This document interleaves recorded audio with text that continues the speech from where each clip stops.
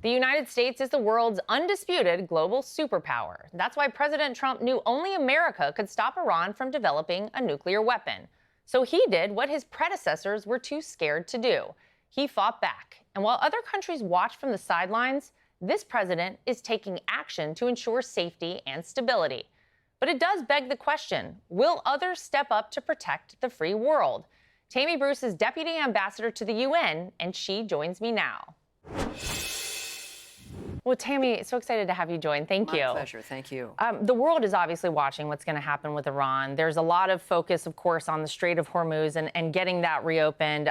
Recently, you had the UAE representative to the UN recently urged the UN Security Council to take action to reopen the Strait. So what can the UN actually do in this region, and would they do something in this region? Well, yes, they would, and that's where the conversations are. We know the president cares about the UN. He knows the potential of it. That's why we're there, because we agree. It is the only place in the world where everyone can sit down and talk, where you have ambassadors from every nation, 193, who are in contact with their capitals. You have a common interest, like with the Strait of Hormuz, affecting shipping, economies, et cetera, that all of us have an interest in. So it's the United Nations, where those nations, certainly the Gulf nations, get together, other nations around the world who perhaps have not had a chance to even talk to the Gulf nations, realizing what they have in common and what we can do. So there is the issue with the Security Council regarding international law, regarding the messaging. When you have 100+ nations co-sponsoring a resolution that says this strait has to open, because also, if they don't take a stand, it will be replicated. It shows, and the bad guys look for, what will the UN do? What will America do? And of course, with President Trump, we know that he will do what it takes to protect the United States. For the UN, it is bringing these countries together with resolutions that are hooked into international law, make statements about what's acceptable and what isn't, and everyone then being able to work together, not just making demands, but implementing plans and strategies to get that waterway open as a message to every country in the world that we're united on that issue and others as well. Absolutely. Well, the president has been very clear, obviously, about the objective to ensure that Iran can never obtain a nuclear weapon. And it seems like this big stuff typically falls in America's lap, Tammy, right? Sure. We are kind of the ones to take it over whenever things go poorly. Based on what you've seen at the UN, do you think that America has support in safeguarding the world? Because it kind of feels like that's what we do anyway. Well, we do it, and as the president has said, is that sure he can do it alone or with his groups of supportive countries, but he shouldn't have to. Right. That's the point.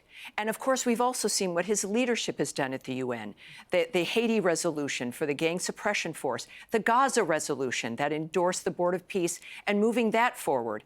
These are statements that the Security Council made that in a way was like voting against themselves. It was brand new. It wasn't about a peacekeeping force or maintaining the status quo.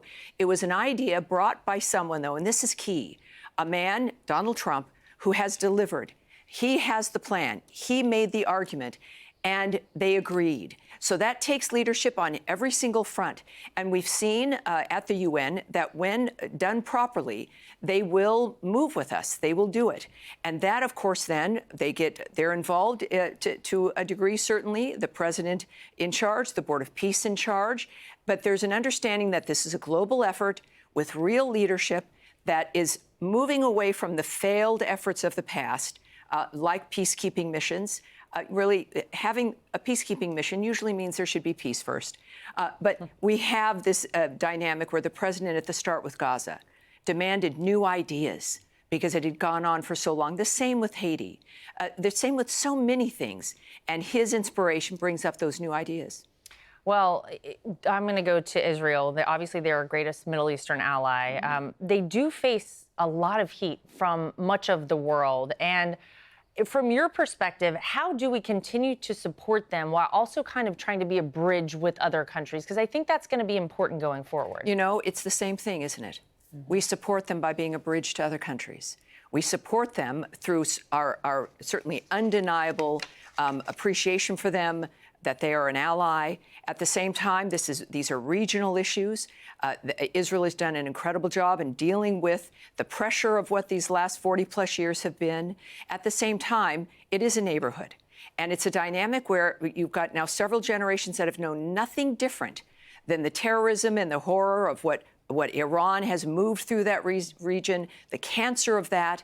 And President Trump says, wait, we can deal with this. Clearly committed to diplomacy, but we'll do what's necessary to keep America safe. And when it comes to Israel, certainly all of these nations are sovereign nations. They're going to make decisions as their leadership feels is best for those countries. But it also is partnerships and friendships and allies.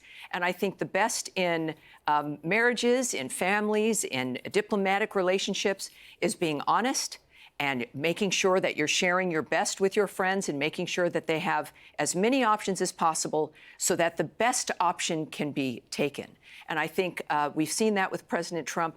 People trust him for good reason, and they know he delivers with results, but it's based in security for the United States. But within that, certainly being shoulder to shoulder with our allies and being honest with our allies and our friends as well. Well, we are so grateful that you spent a little time with us and love having you as a representative for our country. You're incredible. Thank you, Tammy Bruce, for joining us. Well, my pleasure, and it's an honor to be able to serve the president and this country. I appreciate that. Thank you. Thank you. Be sure to like and subscribe for all the Fox News latest on YouTube and catch full shows streaming now on Fox One.